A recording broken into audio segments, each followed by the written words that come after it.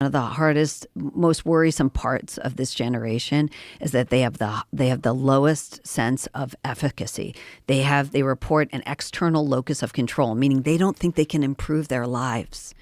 See, millennials thought they could do anything, right? They are the Mark Zuckerberg generation. And that's why we had so many tech founders in that generation. We're not seeing that with these young people. They don't want to be in charge. They're afraid, and they don't feel up to it. I talked to there's a friend of mine I call every year on her birthday, and she's a research scientist, cell biologist. And every year she invites kids to her lab for an internship who are top kids, pre-med graduates from college before they go on to med school. And she said to me in the last decade, when I called her this year for her birthday, she said to me, I can't believe you're writing about this generation. They are so different. And I said, tell me why. She said, I'm seeing the smartest, most prepared kids, and they're afraid to run their own experiments. They tell me they're getting ready. They're working on their skills. They're not yet up to it. And they constantly report to me about their mental health, how they're feeling today. They can't just take a chance and go with it.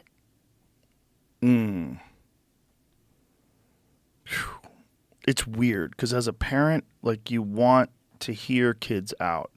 And when they're having like some sort of anxiety and issue, you want to talk with them and you want to talk through it. Sure. And you don't want to tell them, hey, you're going to have to suck it up. I never say that. And I probably should. I mean, I don't know if I should. But I mean, if I had boys, I probably would. I think I would probably treat them differently. But I think that there's a fine line. Like, where is the point of diminishing returns? Like, where is it valuable to address feelings and anxiety and thoughts? And is it irresponsible to do so without giving them tools to mitigate those things? And along with those tools, to explain to them that there's things that they're going to have to do in this life that are very difficult, right, but that there's a great reward in doing these very difficult things. So the problem, as I see it, is not that you're not saying suck it up. It's that no one ever says suck it up, no matter how minor the scratch to these kids, okay? And sometimes being told you'll live. Remember when Dad used to say you'll live or, shake it off? We never hear shake it off anymore. No one says it. So they don't know they can overcome even minor injuries. And the truth is they can. They can. But they recently did these studies on these, coping techniques. They taught coping techniques to teenagers, over 1,000 teenagers in Australia. It was called the Wise Teens Program. They talked to, and that was the point. It was just to help them with emotional regulation. And it turned out it made kids sadder and more anxious. They measured this. And the reason was regularly ruminating on your bad feelings can make you feel worse. Did you talk to therapists when you did this? Yeah, a lot of therapists. Yeah. How many of them agree with you? So there was a huge split. The academic research psychologists overwhelmingly agreed. They were aware of the literature, and they said, yeah, these are bad practices. Here are things we shouldn't be doing with kids. What was interesting is a lot of the clinical therapists were either minimized the risks of therapy or denied that there were any. But isn't that like Jiffy Lube? Like when you tell them, you don't need to change your oil that much. Well, it's their business to change oil. Right. Exactly. So like I talked to this one amazing, child psychologist who said to me, I start by having my patients sign a waiver in which they acknowledge that there can be risks. And the reason I do that is because I don't want them to experience harm. So if they see that their worries are getting worse, they have to tell me. But do they? Would they? I mean, it seems like the therapist is the one who's in control, right? Right. The therapist is the expert. They're the one who has the authority. Right. Well, I mean, this one was Camilo Ortiz was one of the, he was the one I talked to, and he was the one that I was referring to there. And first of all, he always starts a therapy by setting the number of sessions. It's not, he doesn't treat a kid like an annuity. You're going to, be my income stream for years. Right. He attacks, and also they come to him with an actual problem, like chronic bedwetting, like, various kinds of phobia. There are people who treat anorexia. They're tackling a problem. Right. And some of those therapies are extremely necessary and very successful.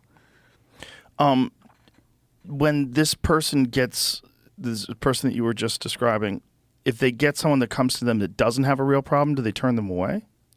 Well, you can ask, but very often therapists don't turn them away. That's the problem. Right. Too many therapists. I mean, I saw, I think back to the first book, and I would ask, like, did anyone have a therapist who said, you know what, I don't think the trans identity fits you? Right. That doesn't seem to make sense to me.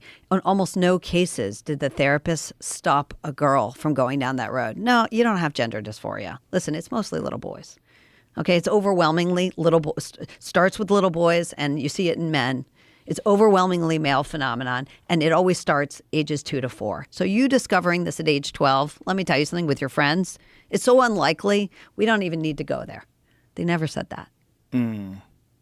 Well, I think they get scared of the blowback as well, Yeah, right? And sure. what they would hear from their parents. You're telling my child they don't have a problem when they have a problem. Well, also the incentive is for therapists to treat the least sick for the longest period of time. That's the incentive. Because you don't want the schizophrenic patient who really needs you. Right. They're really hard to treat. Almost impossible. Almost impossible, right? You don't want the bipolar patient. Right. Some people will refuse to see those patients. But a teenager with a little social anxiety, parent pays on time, they're not getting violent in your session. Oh, boy. Wow. I never really considered that until your book. Until I heard the title of your book and I read the synopsis of it. I never really considered it.